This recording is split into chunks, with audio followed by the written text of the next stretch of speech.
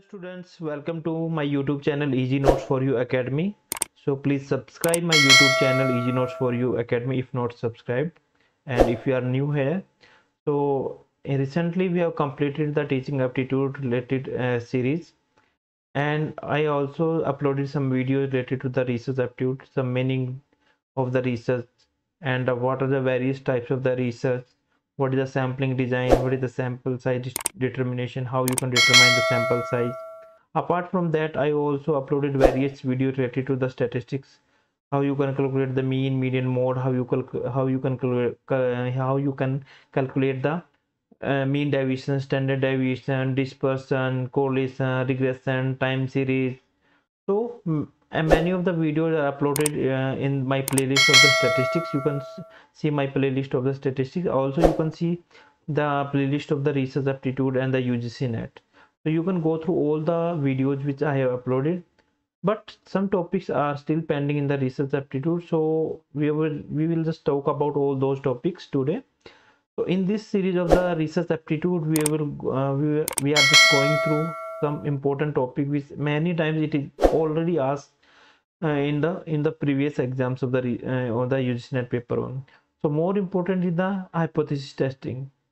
तो कई बार देखा मैं पीछे के पेपर भी में देखा कि जो हाइपोथेसिस टेस्टिंग वाला है ये बार बार रिपीट हो रहा है, और इसमें स्पेसिफिकली जो है टाइप 1 एरर क्या होती है, टाइप 2 एरर क्या होती है, सिग्निफिकेंस लेवल क्या होता है, ये पूछे गए हैं पिछले कुछ सालों में और रिपीट भी हुए हैं। तो कई बच्चों को ये कन्फ्यूजन रहती है, तो ये इंपॉर्टेंट टॉपिक मैं करवा दूंगा जो रिसर्च एप्टीट्यूड में आते हैं, जो आ सकते हैं, ताकि आप जितने 10 मार्क्स आप ले सकते हो उसमें। टीचिंग एप्टीट्यूड का मैंने लास्ट में अपलोड किया था कि लास्ट 20 सालों में जो टीचिंग एप्टीट्यूड से रिलेटेड आते हैं, तो वो अगर आप कर लोगे तो उसमें से कम 3 या 4 क्वेश्चन आपके आ जाएंगे पक्का। और अब रिसर्च एप्टीट्यूड में भी मैं इंपॉर्टेंट टॉपिक डेली रूटीन पे करवाऊंगा। अगर ये आप टॉपिक कर लोगे तो इसके बाद भी आपको कोई ज़रूरत नहीं पड़ेगी कुछ एक्स्ट्रा कोई मटेरियल की और कोई भी अदर सोर्सेज को गो थ्रू करने की। तो चलिए आज स्टार्ट करते हैं इस लेक्चर को रिसर्च एप्टीट्यूड से रिलेटेड, जो हमारा है hypothesis testing and the test of significance. Significance level क्या होता है, टाइप 1 एरर क्या होती है, टाइप 2 एरर क्या होती है। तो let's start.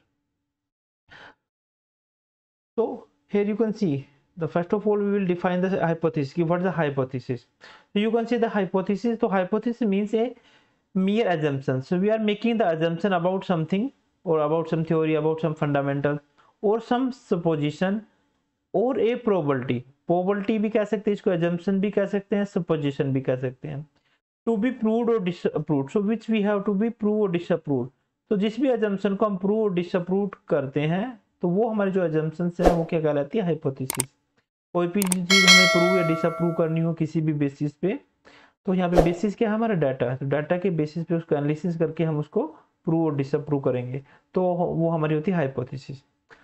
For a researcher hypothesis is a formal questions to be resolve. तो ये क्या है, एक फॉर्मल क्वेश्चंस होता है जो हमें रिजोल्व करना होता है, बट डिफरेंस होता है दोनों में। एक रिसर्च क्वेश्चंस होता है, रिसर्च क्वेश्चंस, एक होता है रिसर्च हाइपोथेसिस, दोनों में डिफरेंस है। तो research question will always be in the question mark form, but the hypothesis is A like a statement. ठीक है, सो अब इसमें हम स्टार्ट करते हैं आगे कि हाइपोथेसिस इज ए क्या है, एक टेंटेटिव जनरलाइजेशन, द वैलिडिटी, यहाँ पे वैलिडिटी आएगा, of which remains to be tested.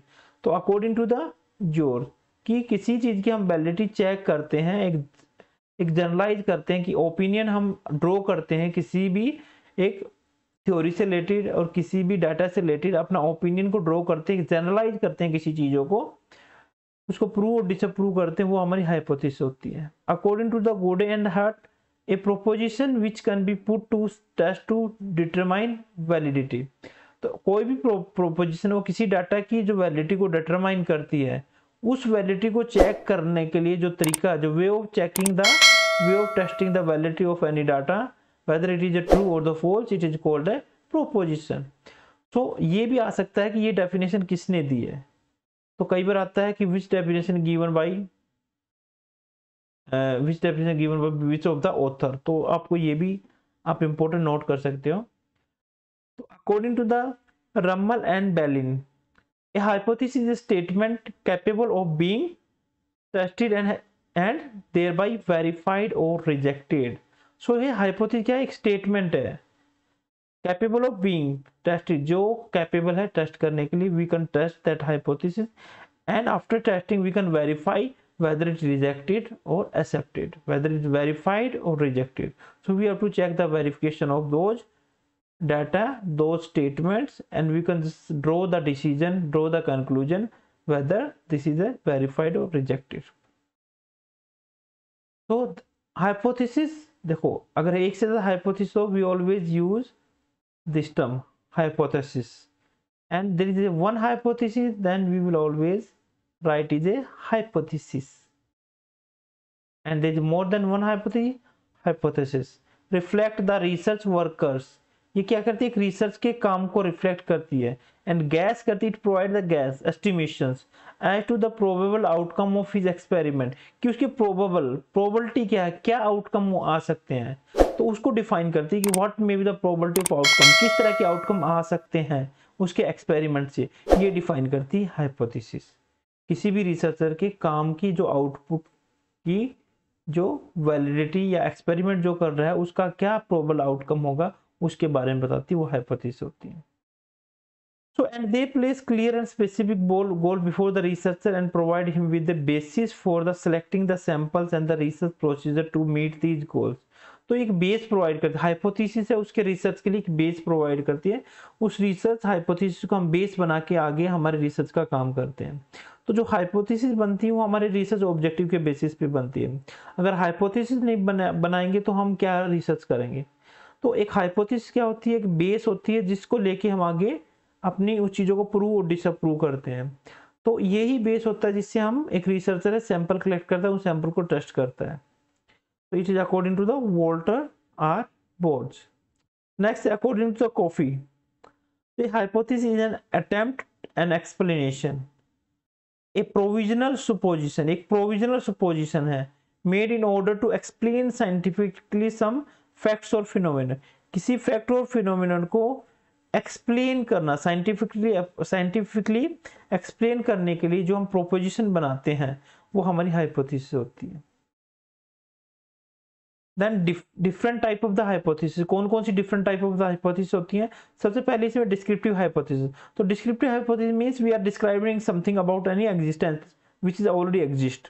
So it is the hypothesis or preposition that describe any existence, size, form or distribution of some variables. तो इनको वो define करती है, थिंग्स विच ऑलरेडी एग्जिस्टेंस, जो exist है उसी के बारे में जो डिस्क्राइब करते हैं, उससे रिलेटेड हम कोई हाइपोथेसिस बनाते हैं, प्रोपोजिशन या अजम्पशन बनाते हैं, वो हमारी क्या कहलाती है, descriptive hypothesis.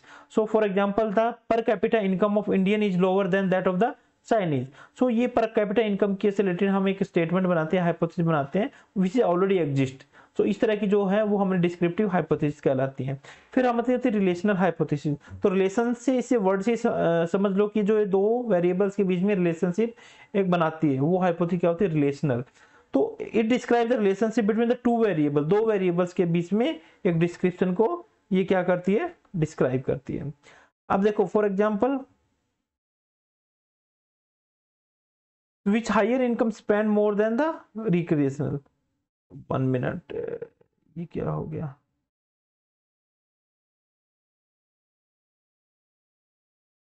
Okay right. So you can see the example, families with a higher income spend more on recreation. तो families with higher income spend, तो इसमें relationship show कर रखी है कि जो families with higher income spend more on recreation, तो जिनकी हायर इनकम है वो रिक्रिएशनल एक्टिविटीज, इंटरटेनमेंट पे ज्यादा खर्च करते हैं। तो it show the relationship between higher income and the recreational activities. So it show the relation. So इस तरह की जो हाइपोथेसिस होती है वो रिलेशनल हाइपोथेसिस होती है, जो किसी भी दो वेरिएबल्स के बीच में एक रिलेशनशिप करती है, डिपेंडेंट एंड इंडिपेंडेंट वेरिएबल में। तो यहाँ डिपेंडेंट इंडिपेंडेंट वेरिएबल क्या है, डिपेंडेंट तो क्या है, रिक्रिएशनल एक्टिविटी डिपेंड करती है एक हायर इनकम लेवल ग्रुप पे। देन थर्ड है हमारी जो वर्किंग हाइपोथेसिस। तो वर्किंग हाइपोथेसिस कौन सी होती है, the working hypothesis indicate the nature of the data and the method of analysis. Nature of data number 1, दूसरा method of analysis of the study, nature of data and method of analysis of the study. तो working hypothesis are subject to modification as the investigation proceed. जैसे जैसे investigation हमारी होती है हम उसको modify भी कर सकते हैं, चेंज कर सकते हैं as per according to requirement. सो ये क्या है, हमारी जो मेथड है, जो स्टडी का जो डाटा है, किस तरह का डाटा है हमारा, कैटेगोरिकल है या हमारा जो रेशियो डाटा है, तो एक डाटा किस तरह का डाटा है हमारा, या लिकर्ट स्केल का डाटा है, तो उस डाटा के बेस पे डिपेंड करता है किस तरह की जो हाइपोथेसिस हम लें, और ये डिपेंड करता है हमारा जो मेथड कौन सा एनालिसिस का। तो एनालिसिस के मेथड और नेचर ऑफ डाटा, जो हमारे काम, जो एक्सपेरिमेंट पे हम काम करेंगे उस काम के हिसाब से जो हम हाइपोथेसिस बनाते हैं वो हमारी वर्किंग हाइपोथेसिस होती है। फिर उसके बाद आती है हमारी जो फोर्थ आती है नल हाइपोथेसिस। तो नल हाइपोथेसिस क्या होता है, नल मींस रिजेक्ट, मतलब null void. When the hypothesis stated negatively, जब नेगेटिवली किसी स्टेटमेंट को हम लिखते हैं तो it is called a null hypothesis. A null hypothesis would always be specific, जो स्पेसिफिक होती है किसी ऑब्जेक्टिव से related. The null hypothesis is a one which one wishes to disapprove. तो नल हाइपोथेसिस क्या होती है, always all will be wish to disapprove it, क्योंकि डिसअप्रूव होगी तभी कह सकते हैं कोई डिफरेंस नहीं है दो वेरिएबल्स के बीच में हमारा। तो it is generally symbolize by H naught. तो हमेशा ये एच नोट से डिनोट करते हैं किसको, नल हाइपोथेसिस को। For example age of the respondent does not influence their job satisfaction. यहाँ पे एज ऑफ रिस्पोंडेंट का रिलेशनशिप दिखा रहा है किसके साथ, जॉब सेटिस्फेक्शन से रिलेटेड। ये कह रहा है कि जो एज ऑफ रिस्पोंडेंट की है उसका असर जॉब सेटिस्फेक्शन पे कोई असर नहीं पड़ता, तो ये दिखा रहा है। तो ये नल हाइपोथेसिस, जहाँ पे हम नोट एक नेगेटिवली उसको डिनोट करते हैं वो हमारी नल हाइपोथेसिस होती है, जो भी नेगेटिव वे में जिसको एक्सप्रेस करते हैं that is called the a null hypothesis. अब नल हाइपोथेसिस आपको समझ में आ गई कि नेगेटिवली किसी स्टेटमेंट को हम करते हैं कि दो वेरिएबल्स के बीच में कोई डिफरेंस नहीं है, there is no significant difference between the two variables. दो वेरिएबल्स के बीच में कोई भी सिग्निफिकेंट डिफरेंस नहीं है, सेम है, कोई इफेक्ट नहीं है, there is no impact of one variable on the another. इस केस में वो हमारा क्या होगा, नल हाइपोथेसिस। दूसरा एग्जांपल ले लो, the drug is not effective in the curing the malaria. तो ड्रग का कोई इफेक्ट नहीं है मलेरिया के इलाज का, इलाज नहीं कर सकता, तो इस ड्रग्स का, इस दवाई का, इस मेडिसिन का कोई इफेक्ट नहीं, नॉट इफेक्टिव। जब तो नेगेटिवली किसी स्टेटमेंट को हम ड्रॉ करते हैं और उसको बेस बना के हम अपनी रिसर्च करते हैं, उसको प्रूव और डिसअप्रूव करते हैं, वो हमारी नल हाइपोथेसिस होती है। फिर उसके बाद नेक्स्ट आती है हमारी अल्टरनेट हाइपोथेसिस। तो ये नल हाइपोथेसिस का बिल्कुल अपोजिट उल्टा है। तो a set of alternative to the null hypothesis का alternate is referred to as a alternative hypothesis। तो alternative hypothesis usually the one which one wishes to prove, जिसको हमेशा लोग प्रूव करने की कोशिश करते हैं, they always wish to prove।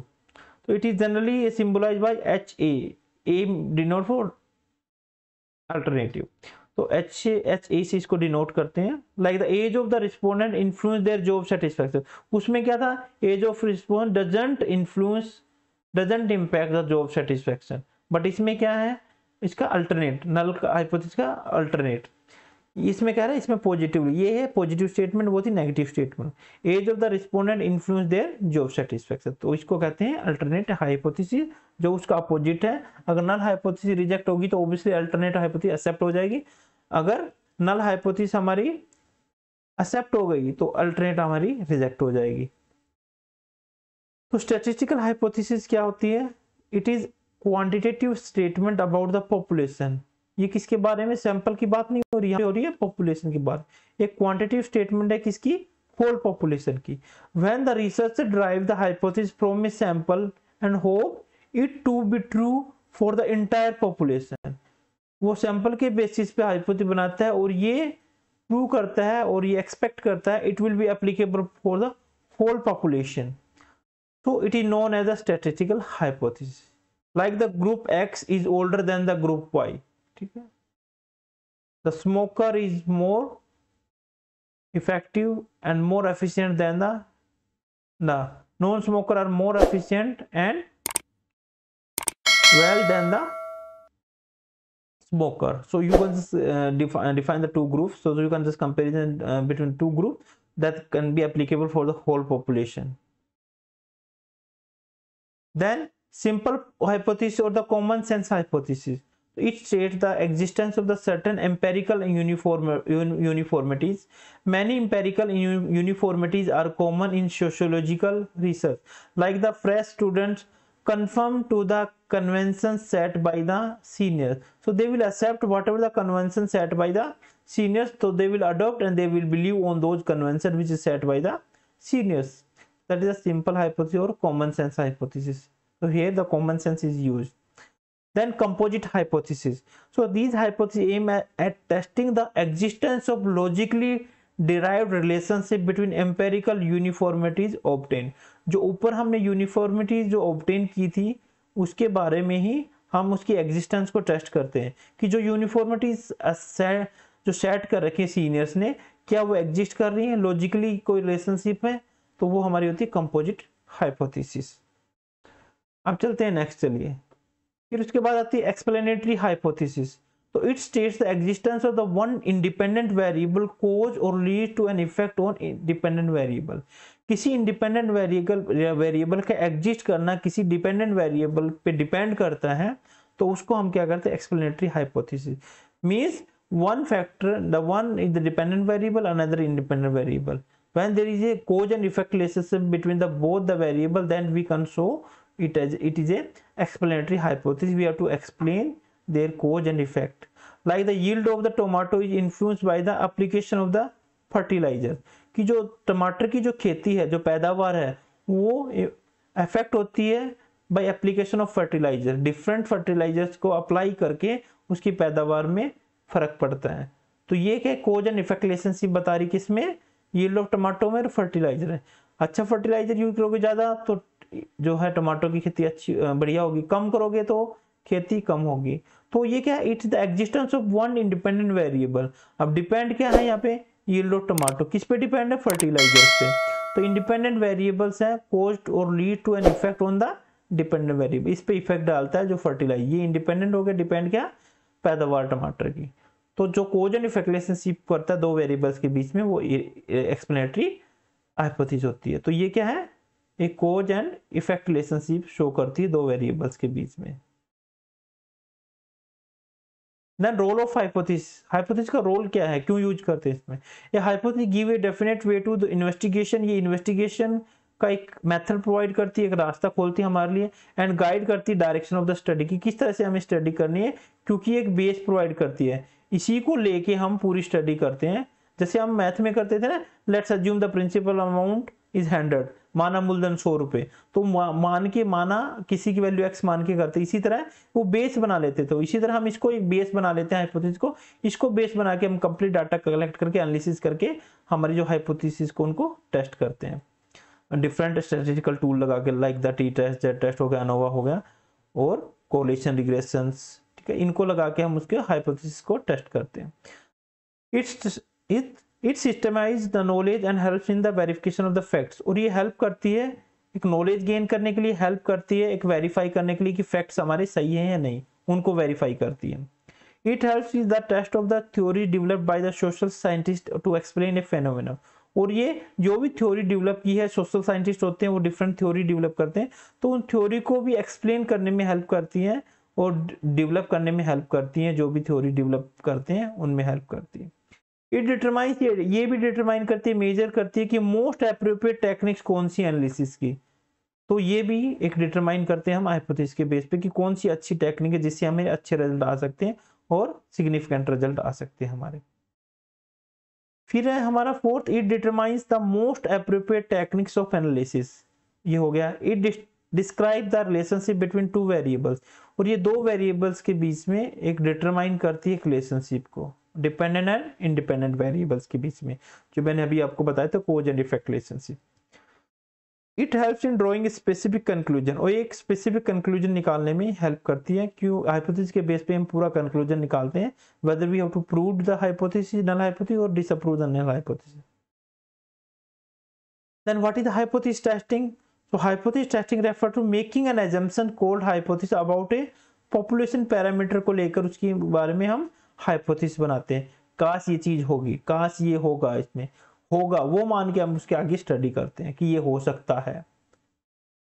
Then collecting the sample data, second step में क्या करते हैं, हम डाटा कलेक्ट करते हैं, फिर सैंपल स्टैटिस्टिक को कैलकुलेट करते हैं, जो भी हमारे पास सैंपल डाटा उस, देखो ये हम क्या करते हैं, एक पॉपुलेशन के बारे में हाइपोथेसिस बनाते हैं, फिर कलेक्ट करते हैं सैंपल डाटा, फिर सैंपल जो स्टैटिस्टिक उसको हम कैलकुलेट करते हैं, फिर उसके बाद using the sample statistic to evaluate the hypothesis how likely is it that our hypothesized parameter is correct, then we will use the various statistical tools like the t test हो गया हमारा, ठीक है, z test हो गया,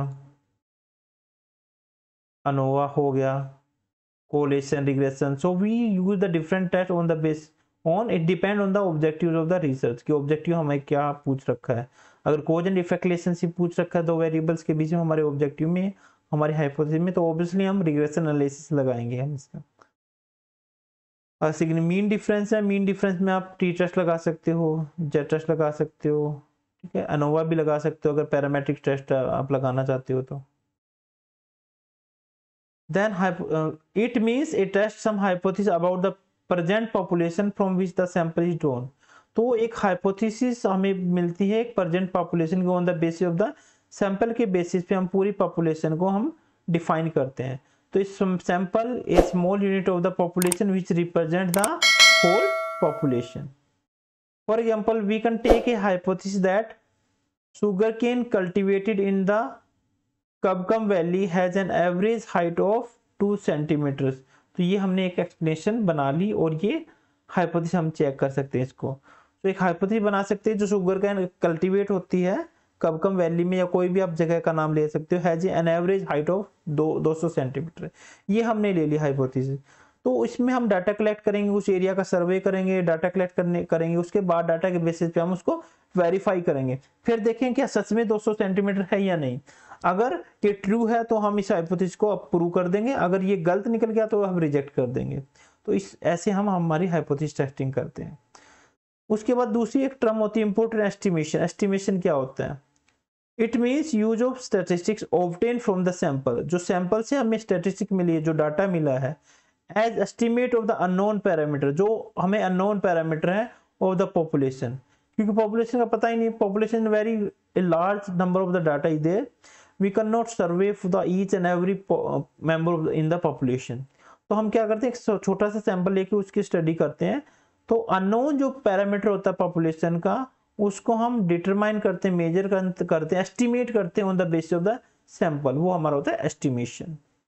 For example, a researcher may like to know about the average weight and variance in number of the young ones. तो number of young ones ये क्या होगा, हमारी पूरी population होगी. Now yielded by a rabbit during a given period on the basis of one or more young ones drawn from the numbers. तो young ones yielded by a rabbit during a given period. तो एक weight and variance की बात कर रहा है, number of young ones yielded by a rabbit during a given period on the basis of the one or more young ones drawn from the numbers. तो यहाँ पे एक ये वेट एंड वेरिएंस की बात कर रहा है, किसके बारे, रैबिट्स के बारे में. ये पर्टिकुलर पीरियड में इतने यंग हैं जो रैबिट है वो जनरेट हो रहे हैं, पैदा हो रहे हैं, तो उससे रिलेटेड. तो उनका एवरेज वेट एंड वेरिएंस की बात हो रही है कि एवरेज वेट इतना होगा. तो in both the cases the तो 1 minute. In the both the cases, the inferences about the population values made from the sample data. तो इसमें क्या है, एक छोटा सा हम सैंपल लेके उसकी स्टडी कर सकते हैं क्या ये ट्रू है या नहीं. तो पूरा पॉपुलेशन का जितने भी यंग वंस रैबिट्स हैं उनका तो हम पूरा स्टडी कर नहीं सकते, बट एक छोटा सा एरिया का, अलग अलग एरिया का हम थोड़ा सैंपल इकट्ठा करके we can just make a parameter of the population and we can take a inferences about the population जो भी हमने सैंपल से बनाई है. अब उसके बाद नेक्स्ट हमारा जो मेन इंपॉर्टेंट आता है, टेस्ट ऑफ सिग्निफिकेंस क्या होता है. The procedure to assess the significance of statistics or difference between two independent statistics is known as the test of significance. तो टेस्ट ऑफ सिग्निफिकेंस क्या होती है, जब हम कोई स्टैटिस्टिक्स टूल्स लगा के एक असेस करते हैं उसकी वैल्यू की, एक डिफरेंस असेस करते हैं दो इंडिपेंडेंट स्टैटिस्टिक्स के बीच में. ठीक है, जैसे पॉपुलेशन पैरामीटर, पॉपुलेशन और सैंपल के बीच में हम डिफरेंस क्रिएट करते हैं. तो पॉपुलेशन की स्टडी करते हैं on the basis of the sample, क्योंकि हर एक we can not include the each and every person of the population, we can only take the small sample.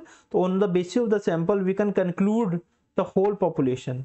तो ये पॉपुलेशन और सैंपल के बीच में है, दोनों इंडिपेंडेंट वेरिएबल के बीच में एक डिफरेंस है, उसको ये बताता है।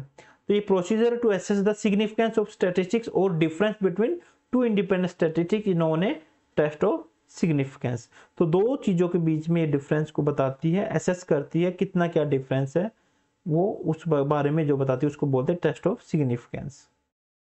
अब प्रोसीजर क्या है टेस्टिंग ए हाइपोथेसिस का? सबसे पहले हम हाइपोथेसिस को सेट कर लें, हाइपोथेसिस बना ली, ठीक है। पहले स्टेप में क्या है, set up hypothesis of assume a certain value for a population. For example हमने एक हाइपोथेसिस बना ली, the average weight of the fish reared in a research station is 2.6 kilogram. तो हमने बता दी कि हर एक जो फिश का वेट है जो एक रिसर्च स्टेशन में हमने एक्सपेरिमेंट कर रहे हैं, एक रिसर्च एरिया में जो फिश है उसका एवरेज वेट है एक फिश का 2.6 kg है, ठीक है। दूसरा example, a given antibiotic cures 80% of the patient taking it. जो भी एंटीबायोटिक को ले रहा है तो 80% जो पेशेंट है वो ठीक हो रहे हैं, तो ये एक हाइपोथेसिस हमारी होगी। तो इस तरह से हम और भी हाइपोथेसिस बना सकते हैं। Cost of production of wheat is less then any other eatable cultivation. दो अलग जो भी जितने भी हमारे पास ग्रेन्स है उससे ज्यादा जो प्रोडक्शन कह रहा है व्हीट का है, wheat less than the cost of production. जो कॉस्ट ऑफ प्रोडक्शन व्हीट की होती है वो बाकी अदर एटेबल कल्टीवेशन से कम होती है, जो कॉस्ट ऑफ प्रोडक्शन जितनी लागत लगती है एक व्हीट को पैदा करने की। To test the high validity of our assumption, जो भी अजम्पशन लिए उसकी वैलिडिटी को टेस्ट करने के लिए, हाइपोथेसिस को टेस्ट करने के लिए we gather the sample data. हम सैंपल कलेक्ट करते हैं, फिर उनको डिटरमाइन करते हैं difference between hypothesized value and the actual value of the sample mean. पहले हाइपोथेसिस बना ली, हाइपोथेसिस बना के डाटा कलेक्ट करेंगे, सैंपल कलेक्ट करेंगे, सैंपल कलेक्ट करके हम we will just do the data analysis. After data analysis we will check whether the sample value is there is a difference between sample value and the our hypothesized value। जो hypothesis ली थी और जो हम sample से result निकल के आए, क्या जो हाइपोथेसिस और जो रिजल्ट है उसमें कोई डिफरेंस है या नहीं, वो हम चेक करते हैं। वो फिर उसके बाद द स्मॉलर द डिफरेंस, जितना कम डिफरेंस होगा the greater the likelihood that our hypothesized value for the mean is correct. तो जितना हमारा कम डिफरेंस होगा उतना ही हम कह सकते हैं कि greater the likelihood that our hypothesized value for the mean is correct. जो हमारी हाइपोथेसिस वैल्यू ली थी वो हमारी करेक्ट होगी। बट लार्जर द डिफरेंस, जितना ज्यादा डिफरेंस होगा दोनों वेरिएबल्स के बीच में, पॉपुलेशन या सैंपल के बीच में जितना ज्यादा डिफरेंस होगा उतना ही स्मॉलर द लाइक्लीहुड, तो सिग्निफिकेंस लेवल है उतना ही हमारा कम होगा उसका। Thus if the statistical test show that the difference is significant, अगर डिफरेंस हमारा सिग्निफिकेंट है ये दिखा रहा है तो हाइपोथेसिस रिजेक्टेड। तो हम क्या करेंगे, नल हाइपोथेसिस को हम जो हमने एच नोट लिया था उसको क्या करेंगे, हम रिजेक्ट कर देंगे। अगर there is statistical difference between the two variables, दो वेरिएबल्स के बीच में अगर डिफरेंस हमारा है वो सिग्निफिकेंट है then we have rejected. But if there is, हम नल हाइपोथेसिस में क्या है नेगेटिव स्टेटमेंट लेते थे, there is no significant difference between the two variables. अगर यहाँ पे सिग्निफिकेंट डिफरेंस नहीं होता दो वेरिएबल्स के बीच में, फिर हम क्या करते, नल हाइपोथेसिस को रिजेक्ट करने के बजाय एक्सेप्ट करते हैं उस केस में।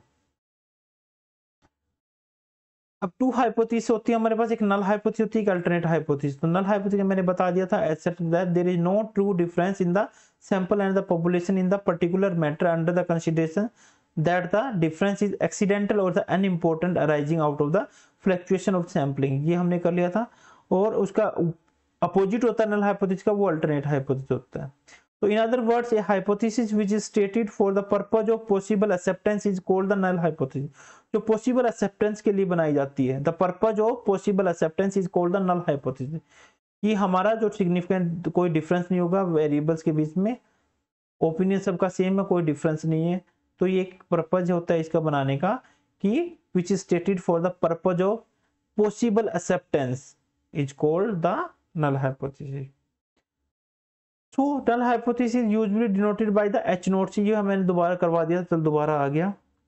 तो ये भी कह रहा है कि एक एग्जांपल है, if we want to find out whether a particular drug, कोई भी मेडिसिन है, is effective in curing the malaria, अगर किसी मलेरिया का क्यूर करने में इफेक्टिव है, we will take the null hypothesis. तो इसमें नल हाइपोथेसिस क्या लेंगे, ये स्टेटमेंट है, ये हमारा ऑब्जेक्टिव हो गया, ठीक है। तो ऑब्जेक्टिव होते हैं, पहले हमारा ऑब्जेक्टिव बनते हैं किसी भी रिसर्च में हम करते हैं, उसके बाद ऑब्जेक्टिव के बेसिस पे हम हाइपोथेसिस बनाते हैं। तो इसका हाइपोथेसिस क्या बन जाएगा, the drug is not effective in the curing of the malaria, malaria का इलाज करने में ये ड्रग, ये मेडिसिन इफेक्टिव नहीं है।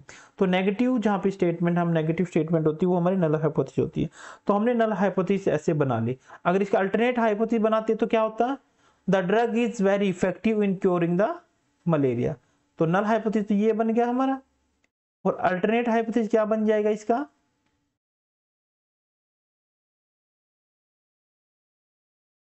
The drug is effective in curing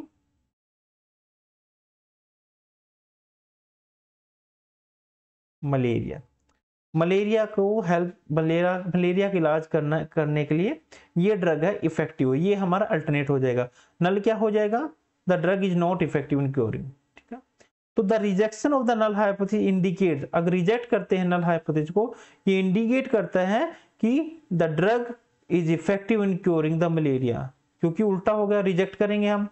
accept कब करते हैं इसको, अगर ड्रग है वो इफेक्टिव नहीं होता तो उस केस में इसको एक्सेप्ट करते। अब ये कह रहा है कि रिजेक्शन ऑफ नल, हम रिजेक्ट कर रहे हैं क्योंकि ये इंडिकेट कर रहा है कि जो मेडिसिन है वो इफेक्टिव है इन क्योरिंग द मलेरिया, तो it indicate the success in the project.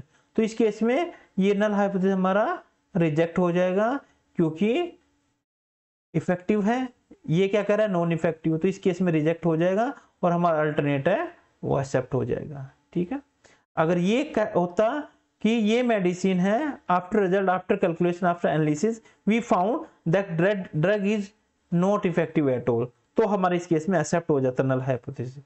But यहाँ तो क्या कह रहा है कि जो ड्रग है, जो मेडिसिन है वो सक्सेसफुली इलाज कर रही है लोगों का, तो इट मीन हमारा नल हाइपोथेसिस रिजेक्ट हो जाएगा, क्योंकि हमारा नल हाइपोथेसिस क्या था, ये तो ये कह रहा है कि कोई इफेक्ट नहीं होता इस मेडिसिन का, बट हमारा रिजल्ट कह रहा है कि इफेक्ट होता है, तो नल हाइपोथेसिस हमारा रिजेक्ट हो जाएगा, अल्टरनेट हमारा एक्सेप्ट हो जाएगा। तो ऐसे हम टेस्टिंग करते हैं, हाइपोथेसिस टेस्टिंग। तो हाइपोथेसिस टेस्टिंग किस बेसिस पे होती है, हमारा जो एक लेवल ऑफ सिग्निफिकेंस होता है उस बेसिस पे हम इसको करते हैं। तो वो लेवल ऑफ सिग्निफिकेंस भी आपको बताऊंगा। वो इसमें देखो, नल हाइपोथेसिस में be use under the following condition, किस कंडीशन में यूज करते हैं, if you want to test the significance of difference between sample statistics, और हम पॉपुलेशन पैरामीटर के बीच में डिफरेंस क्रिएट करते हैं। तो we set the null hypothesis that the difference is not true, कि जो डिफरेंस है वो ट्रू नहीं है, तो हमारा जो हाइपोथेसिस है ये क्या शो करता है, पॉपुलेशन मीन का is equal to the sample mean. ठीक है, को तो डिफरेंस इज नॉट ट्रू, तो we set the null hypothesis that the difference is not true. तो to test any statement about the population, कोई भी स्टेटमेंट हम बनाते हैं पॉपुलेशन का, we set up the null hypothesis को सेट करते हैं दैट इज ट्रू, जो ट्रू होती है। For example, if we want to find out the weather average yield of paddy, जो पैडी की पैदावार है per hectare in Tamil Nadu is 10 ton, वो 10 टन है तमिलनाडु में, जो पैडी की जो पैदावार है पर हेक्टेयर वो 10 टन है। तो then we set up a null hypothesis, तो वो हम नल हाइपोथेसिस सेट करेंगे, क्योंकि we always be created and setup is to accept that thing, कि हम ये विश करते हैं कि ये एक्सेप्ट हो जाए। तो null hypothesis of the population is equal to 10 ton, तो 10 टन में है ये। तो स्टेटमेंट अब we set up that null hypothesis that is true, जो ट्रू होती है वो हम एक्सेप्ट, वो बनाते हैं नल हाइपोथेसिस। तो अल्टरनेट हाइपोथेसिस का उल्टा हो जाएगा, any hypothesis which is complementary to the null hypothesis का बिल्कुल अपोजिट है। तो द नल हाइपोथेसिस को हम H1 से डिनोट करते हैं, HA से डिनोट करते हैं। For example, if you want to test the null hypothesis that the average height of the soldier is 162 centimetre, कि जो एवरेज हाइट है जो इसकी सोल्जर की 160 सेंटीमीटर, तो यहाँ पे नल हाइपोथेसिस हम ले लेंगे is equal to population mean is equal to 160 centimetre. तो अल्टरनेट क्या बनेगा इसका, ये हमारा नल ले लिया, इसका अल्टरनेट क्या बनेगा कि या तो जो है इसके इक्वल ही होगी, या इससे 100 जो 62 सेंटीमीटर इससे ज्यादा होगी, या लेस देन द 162 सेंटीमीटर। तो इस केस में हम क्या करेंगे, ये अगर इस तरह के रिजल्ट आते हैं हमारे, तो उस केस में हम क्या करते हैं तीन कंडीशन बनेगी अल्टरनेट हाइपोथेसिस की, या तो इक्वल होगी, या 162 सेंटीमीटर ज्यादा होगी हाइट, या 162 से कम होगी। तो तीन सिचुएशन आ जाएंगी। अगर इसके इक्वल हो तो उस केस में तो हम क्या करेंगे कि जो नल हाइपोथेसिस हमारा वो एक्सेप्टिव हो जाएगा। बट ज्यादा या कम आती है, ये दो रिजल्ट आते हैं, अल्टरनेट आते हैं, तो उस केस में हम क्या करेंगे कि जो नल हाइपोथेसिस है वो रिजेक्ट हो जाएगा और ये अल्टरनेट हाइपोथेसिस एक्सेप्ट हो जाएगा। तो सेटअप बेस्ड, हाँ अब आता है हमारा जो सिग्निफिकेंस लेवल वाला, और जिसको हम कहते हैं selecting and interpreting the significance level.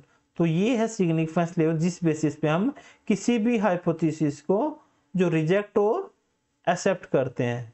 जो हाइपोथेसिस रिजेक्ट और एक्सेप्ट होती है हमारी, वो किस बेसिस पे होती है, रिजेक्ट एंड एक्सेप्ट, वो होती है हमारी इसके बेस सिग्निफिकेंस लेवल। ये बहुत इंपॉर्टेंट है रिसर्च स्टडीज में, किसी भी रिसर्च में।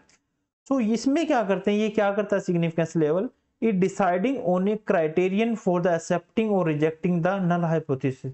ये किसी नल हाइपोथेसिस को रिजेक्ट और एक्सेप्ट करने के लिए एक क्राइटेरिया बनाती है, क्राइटेरिया को डिसाइड करती है। तो एक क्राइटेरिया डिनोट करती है कि क्राइटेरिया क्या होगा एक किसी भी हाइपोथेसिस को रिजेक्ट और एक्सेप्ट करने का। उसके बाद जो दूसरा है हमारा significance level refer to the percentage of sample means, कि जो सैंपल मीन का जो परसेंटेज है that is outside certain prescribed limit. क्या जो प्रेस्क्राइब्ड लिमिट है, जो यहाँ पे हमने क्राइटेरिया बनाया था, तो वो प्रेस्क्राइब्ड लिमिट है, वो आउटसाइड सर्टेन प्रेस्क्राइब्ड लिमिट है या उसी के अंदर है जो सैंपल का मीन है हमारा वो। For example testing a hypothesis at 5% level of significance means that we reject the null hypothesis if it falls in the two region of the area 0.025।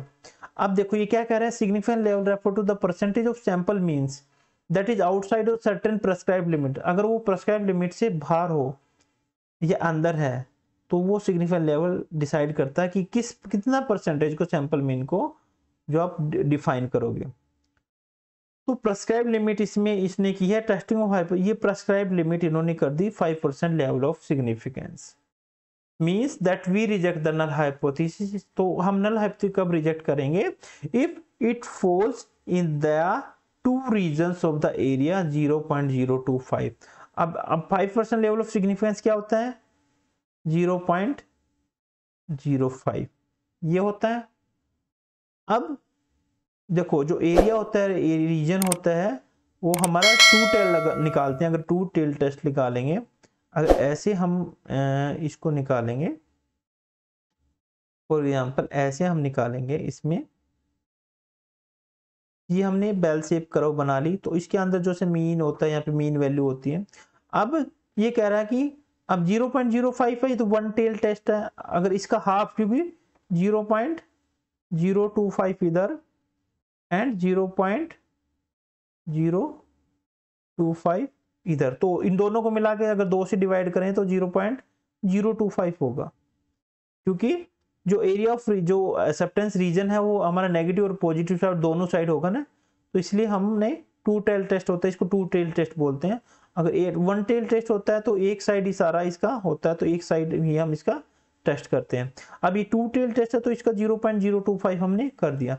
अगर तो वैल्यू आफ्टर द कैलकुलेशन हमने data collect कर लिया, analysis कर लिया, analysis के बाद अगर वैल्यू हमारी इस एरिया में फॉल करती है, या इस एरिया में जो ये रिजेक्शन रीजन है, ये एरिया, अगर इस एरिया में जो वैल्यू फॉल करती है into the two regions of the area, we reject the null hypothesis. और जो एक्सेप्टेंस एरिया बच गया, ये क्या हो गया, ये हमारा एक्सेप्टेंस एरिया बच गया 0.95%, ठीक है, 0.95% बच गया, या 95% कह सकते हो इसको, सॉरी इसको क्या कह सकते हो, 95% एरिया ये है, ये हमारा एक्सेप्टेंस एरिया बच गया पूरा, और ये हमारा क्या होगा, रिजेक्शन एरिया। तो अगर इसमें इस एरिया में हमारी वैल्यू जाती है, जो आफ्टर टेस्टिंग द सैंपल, अगर हमारी जो वैल्यूज है इस एरिया में जाती है दोनों में, तो हम क्या कह सकते हैं कि जो हम नल हाइपोथेसिस को रिजेक्ट कर देंगे। अगर इस एक्सेप्टेंस एरिया में आती है तो we will accept the null hypothesis. Clear? तो do not reject the null hypothesis, अगर रिजेक्ट नहीं करेंगे अगर हमारा ये इस रीजन में आती है। तो the higher the level of significance, the higher is the probability of rejecting the null hypothesis when it is true. तो एक्सेप्टेंस रीजन जितना हमारा नैरो होगा उतना ही जो प्रोबेबिलिटी हमारी, the higher the level of significance, जितना हायर होगा सिग्निफिकेंस, अभी तो 5% है, तो जितना ज्यादा करेंगे 10% करेंगे तो ये जो रिजेक्शन एरिया है और बढ़ जाएगा, एक्सेप्टेंस एरिया कम होता जाएगा। अगर 15% करेंगे तो ये 7.5% दोनों तरफ होगा, तो रिजेक्शन एरिया बढ़ता जाएगा और एक्सेप्टेंस एरिया कम होता जाएगा। तो higher the level of significance the higher is the probability of rejecting, तो उतनी ही प्रोबेबिलिटी बढ़ जाएगी हमारी रिजेक्शन की होने की। तो व्हेन इट इज ट्रू, अगर ट्रू होगा तो भी हम रिजेक्ट कर देंगे कई बार। तो जितना ज्यादा हमारा जो सिग्निफिकेंस लेवल होगा उतना ही हमारा रिजेक्शन एरिया बढ़ता जाएगा और एक्सेप्टेंस हमारा कम होता जाएगा। तो उस केस में हमारा रिजेक्ट होने की चांसेस बढ़ जाते हैं, क्योंकि जो एक्सेप्टेंस एरिया है वो नैरो हो जाता है थोड़ा सा। तो ये क्लियर है, समझ में आ गया सभी को? अब चलते हैं आगे। अब उसके बाद सबसे इंपॉर्टेंट जो मोस्टली बहुत बार क्वेश्चन आता है, मैंने देखा यूजीसी नेट में बहुत बार ये क्वेश्चन आ चुका है, कम से कम 3-4 बार ये आ चुका है, तो इसको अच्छे से कर लो, क्या पता ये दोबारा आ जाए आपके एग्जाम में। तो इसमें type 1 error refer to the situation when we reject the null hypothesis when it is true.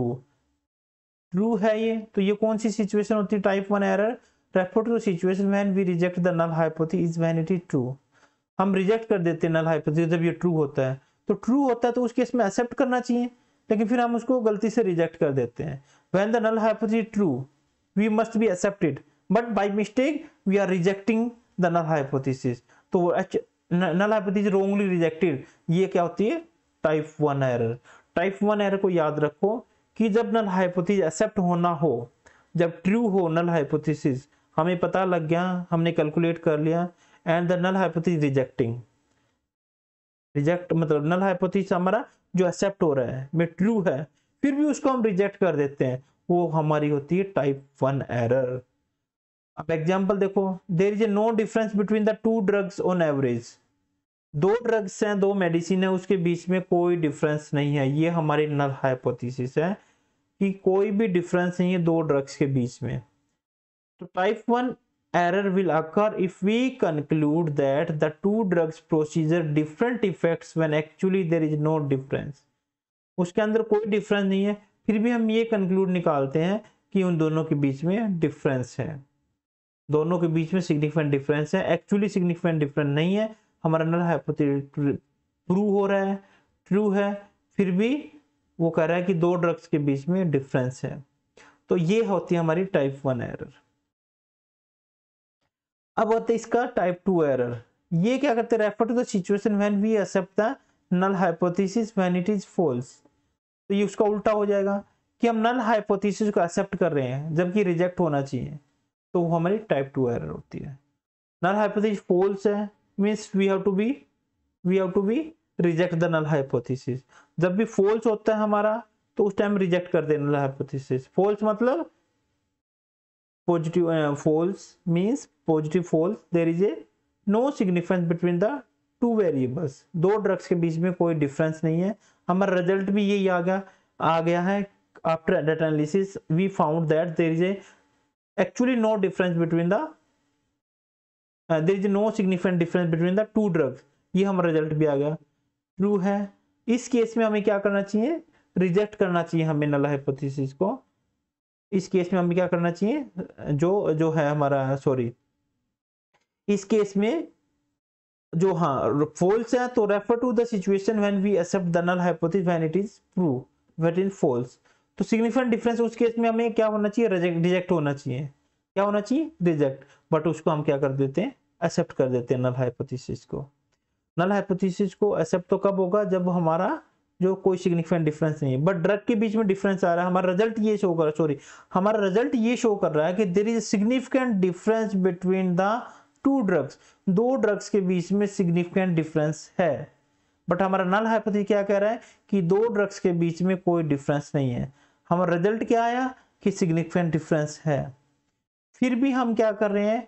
जो नल हाइपोथेसिस को हम क्या कर रहे हैं? एक्सेप्ट कर रहे हैं, जबकि हमें क्या करना चाहिए? फॉल्स है तो रिजेक्ट करना चाहिए, और हम उसको क्या कर रहे हैं? एक्सेप्ट कर रहे हैं। तो उस केस में type 2 error refer to situation when we accept the null hypothesis when it is false. जब ये फॉल्स हो तो हमें क्या करना चाहिए? मान लो फॉल्स मींस जो रिजेक्ट हो, तो refer to the situation when we accept the null hypothesis when it is false, नहीं सॉरी, जब फॉल्स होता है it means we have to reject the null hypothesis, but by mistake we have accept the null hypothesis. तो reject कब होगा, जब there is no significant difference between two variables और two drugs, दो drugs के बीच में। यहाँ पे थोड़ा सा मैं दोबारा बता देता हूँ कि थोड़ा सा कंफ्यूज हो जाओगे आप। अब टाइप 1 एरर क्या होती है, उस केस में होती है जब हम क्या करते हैं सिचुएशन में, जब रिजेक्ट कर देते हैं नल हाइपोथेसिस, जब एक्सेप्ट करना होता है तो हम रिजेक्ट कर देते हैं, ये तो टाइप 1 एरर है। और टाइप 2 एरर क्या होता है, जब हमें रिजेक्ट करना होता है बट गलती से हम उसको एक्सेप्ट कर देते हैं, दो ड्रग्स के बीच में कोई डिफरेंस नहीं है, तो इस केस में क्या होना चाहिए हमें, there no significance between the two variables, उस केस में क्या होना चाहिए, जो हमारा नल हाइपोथेसिस है वो हमारा एक्सेप्ट होगा, बट उसको हम क्या कर देते हैं, रिजेक्ट कर देते हैं, वो टाइप 1 एरर हो गया। अब उसके अपोजिट ले जाओ, जब हम एक्सेप्ट कर देते हैं नल हाइपोथेसिस का बट वो रिजेक्ट होना चाहिए, रिजेक्ट कब होगा, जब सिग्निफिकेंट डिफरेंस है दो वेरिएबल्स के बीच में, ये दिखा रहा है there is significant difference between the two variables, तो उसके केस में हमारा क्या होगा, जो रिजेक्ट होना चाहिए बट हम उसको गलती से एक्सेप्ट कर लेते हैं, तो वो टाइप 1 एरर हो गया। तो there is no difference between the two drugs on average, तो type 2 error will occur if the conclude that the two drugs produce the same effect when actually there is a difference, difference है actually there is a difference, we will occur if we conclude that two drugs, हमने conclude कर दिया कि दो drugs हैं वो same effect डाल रही हैं, कोई डिफरेंस नहीं है, but there is a difference, but actually जो डिफरेंस है उसके अंदर, तो उस केस में अगर डिफरेंस है तो उसमें क्या करेंगे, देयर इज अ डिफरेंस, अगर same effect the same effect है when actually there is a difference, उन दोनों के बीच में सिग्निफिकेंट डिफरेंस है, तो हमने सिग्निफिकेंट डिफरेंस लिया था कि, तो इस केस में हमारा क्या होना चाहिए, रिजेक्ट होना चाहिए, सिग्निफिकेंट डिफरेंस है हमारा, जो नल हाइपोथेसिस क्या कह रहा है कि कोई डिफरेंस नहीं है, बट हमारा एक्चुअली रिजल्ट क्या है, देयर इज अ डिफरेंस, तो डिफरेंस तो रिजेक्ट होना चाहिए, we have to be reject the null hypothesis, null hypothesis हमारा क्या होना चाहिए, रिजेक्ट होना चाहिए, क्योंकि सिग्निफिकेंट डिफरेंस हमारा आ रहा है इसमें, तो हमारा सिग्निफिकेंट डिफरेंस आ रहा है, तो सिग्निफिकेंट डिफरेंस में क्या होगा, हमारा अल्टरनेट हाइपोथेसिस एक्सेप्ट होती है और हमारा नल हाइपोथेसिस रिजेक्ट होती है, बट गलती से हम क्या कर रहे हैं, रिजेक्ट की बजाय उसको एक्सेप्ट कर लेते हैं, वो हमारी टाइप 2 एरर होगी, ठीक है। तो टाइप 1 एरर क्या कहती है, जब हमारा हाइपोथेसिस ट्रू है तो उसको एक्सेप्ट करने की बजाय उसको रिजेक्ट कर देते हैं, और टाइप 2 एरर क्या करती है कि रिजेक्ट करना हो बट हम उसको एक्सेप्ट कर लेते हैं, तो हमारी टाइप 2 एरर हो जाएगी। उसके बाद सेलेक्ट द टेस्ट क्राइटेरिया, तो टेस्ट क्राइटेरिया क्या होता है कि this involve the selecting appropriate probability distribution for the particular test, कि कौन सा हमें टेस्ट लगाना है हाइपोथेसिस टेस्ट करने के लिए, तो some common probability distribution which are use in testing the Z test हो गए, टी हो गए, काई-स्क्वायर टेस्ट है, एफ डिस्ट्रीब्यूशन है, अनोवा है, तो while testing appropriate probability distribution should be applied, तो हम कोई भी statistical tool as per according our data, as per according our objective we can apply and we will test the hypothesis by using these statistical tools. Then doing the, we will compute, we will analyze the data. After deciding the tools, when we will deciding the tools, after deciding we already done, we will deciding the tools, then we will doing the computation analysis of the data, then we will making the decision on the basis of the results we got from the data analysis. So the final step is decide whether to accept the hypothesis or reject the null hypothesis. The decision depend on the whether the computed value of the test criteria falls in the region of the rejection or in the region of the acceptance. जो हमारी value calculate करेंगे, जो result से निकल के आएगी after analysis, तो उस वैल्यू को हम कंपेयर करेंगे और देखेंगे कि हमारी जो वैल्यू है वो एक्सेप्टेंस रीजन में या रिजेक्शन रीजन में, तो उस बेसिस पे हम जो कंक्लूजन है ड्रॉ करेंगे। तो that is if the calculated value of the test criteria is greater than table value, अगर जो टेबल वैल्यू है, हम टेबल जो टेबल दे रखी होती है, जो हर एक की जेड वैल्यू, टी वैल्यू होगी, जेड वैल्यू होगी, एफ वैल्यू होगी, वो स्टैटिस्टिक्स की बुक में सबसे पीछे वैल्यू दे रखी होती है, हर एक की 5% लेवल ऑफ सिग्निफिकेंस पे क्या वैल्यू होगी, 1% पे क्या होगी हमारी, 2% पे क्या होगी, 10% पे, 15% पे, 20% पे लेवल ऑफ सिग्निफिकेंस पे वैल्यू क्या होगी, तो वो हो गई हमारी टेबल वैल्यू। और एक होती है हमारी कैलकुलेटेड, जो हम डाटा एनालिसिस करके जो कैलकुलेट करेंगे वो वैल्यू, तो हम जो कैलकुलेटेड वैल्यू को हम हमारी जो टेबल वैल्यू है 5% पे कितना आता है, 10% लेवल ऑफ सिग्निफिकेंस वैल्यू क्या है, उससे हम कंपेयर करेंगे। तो क्या होगा इसमें, जब भी हमारा जो वैल्यू है, जो लेवल ऑफ सिग्निफिकेंस है, लेवल ऑफ सिग्निफिकेंस है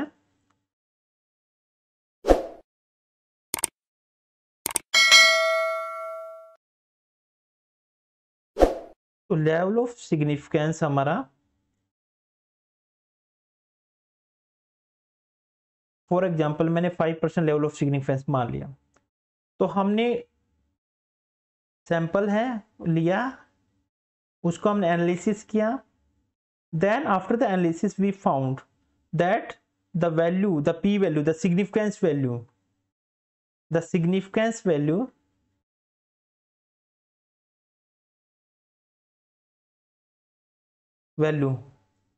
इज लेस देन 0.05, इससे कम है, 0.05 से कम है हमारी कौन सी, जो टेबल वैल्यू है या सिग्निफिकेंस वैल्यू हमने ली है, वो हमारी कैलकुलेटेड जो वैल्यू है 0.05 से कम है, नहीं कैलकुलेटेड वैल्यू 0.05 से कम है। हमने कैलकुलेट किया एंड फाइंड किया कि the value is less than 0.05, तो ये 0.05 हमारी फिक्स हमने ली, ये हमारी क्या टेबल वैल्यू है, और ये हम कैलकुलेटेड वैल्यू करेंगे। तो कैलकुलेटेड वैल्यू है जो वो लेस देन टेबल वैल्यू, अगर टेबल वैल्यू से हमारी कम होगी कैलकुलेटेड वैल्यू, तो उस केस में क्या होगा, there is a significant difference, there is a significance difference, there is a significant difference between two variables. ठीक है, तो इस केस में क्या होगा, तो यहां तो सिग्निफिकेंट डिफरेंस आ रहा है, बट नल हाइपोथेसिस क्या कह रहा है, there is no significant difference. तो इस केस में क्या होगा, नल हाइपोथेसिस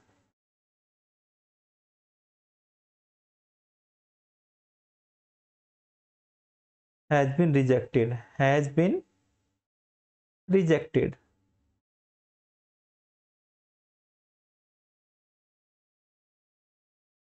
अब अगर जो हमारी जो कैलकुलेटेड वैल्यू है वो हमारी ज्यादा हुई 0.05 टेबल वैल्यू से, अगर ज्यादा होगी हमारी वैल्यू, लेवल ऑफ सिग्निफिकेंस इतना 0.05, अगर हमारा जो कैलकुलेटेड वैल्यू है हमारी वो ज्यादा आ गई, 0.10 आ गई, तो उस केस में क्या करेंगे हम, ये हमारा जो कंक्लूजन रो निकलेगा, क्या कंक्लूजन निकलेगा, there is no significant difference, there is no significance difference between two variables, between two variables। तो calculated value is more than the table value, तो calculated value टेबल वैल्यू से ज्यादा होगी, तो उस केस में क्या हमारा कंक्लूजन निकलेगा, सिग्निफिकेंस लेवल से ज्यादा अगर वैल्यू आती है कोई, इसको पी वैल्यू बोलते हैं, पी वैल्यू भी बोलते हैं, सिग्निफिकेंस लेवल को क्या बोलते हैं, पी वैल्यू। तो पी वैल्यू हमारी 0.05 से ज्यादा है, मैं इससे ज्यादा है, मतलब ये भी सिग्निफिकेंस लेवल है, तो ये कैलकुलेटेड वैल्यू हमारी स्टेबल वैल्यू से ज्यादा है, उस केस में क्या करेंगे, ये हमारा कंक्लूजन निकलेगा, there is no significant difference between the two variable. तो उस केस में क्या करेंगे, हम नल हाइपोथेसिस को एक्सेप्ट करेंगे, क्योंकि हमारा नल हाइपोथेसिस यही तो था कि there is no significant difference between the two variables. और अगर हमारी जो सिग्निफिकेंस लेवल है 0.05 से ज्यादा जो वैल्यू आती है, इससे जब रिजल्ट आया हमारे, तो पी वैल्यू हमारी 0.05 से ज्यादा आई, तो उस केस में हम क्या करेंगे, कोई भी डिफरेंस, देयर इज, तो कंक्लूजन क्या निकलेगा, there is no significant difference between the two variables. तो हम ऑब्वियसली नल हाइपोथेसिस को हम एक्सेप्ट कर लेंगे, क्योंकि नल हाइपोथेसिस भी हमारी यही थी कि there is no significant difference two variables. अगर हमारी जो पी वैल्यू है, जो जेड टेस्ट लगाते हैं, टी टेस्ट लगाते हैं, अनोवा निकालते हैं, तो उसमें जो पी वैल्यू हमारे 0.05 से कम आती है, तो उस केस में हमारा कंक्लूजन निकलेगा, there is a significant difference between the two variables. And इस केस में क्या होगा, हमारा नल हाइपोथेसिस है वो रिजेक्ट हो जाएगा और अल्टरनेट एक्सेप्ट होगा। तो ये हमारा लेवल ऑफ सिग्निफिकेंस होता है। तो ये इसको अच्छे से कर लेना, टाइप 1 एरर क्या होती है, टाइप 2 एरर क्या होती है, ये सारा गो थ्रू कर लेना। इंपॉर्टेंट टॉपिक मैंने समझा दिया है, अगर ये आप कर लोगे तो हो सकता है 1-2 क्वेश्चन आ जाएं तो आसानी से सोल्व कर सकते हो। So thank you so much to watch my video and to be here. So please subscribe my YouTube channel if not subscribe. तो मैं और भी आपके अच्छे अच्छे वीडियो टॉपिक लेके आऊँगा, तो बने रहिए हमारे साथ और सब्सक्राइब कीजिए और मैक्सिमम लोगों तक शेयर कीजिए। So thank you so much to be here. We will just meet you again in the next lecture related to the research aptitude.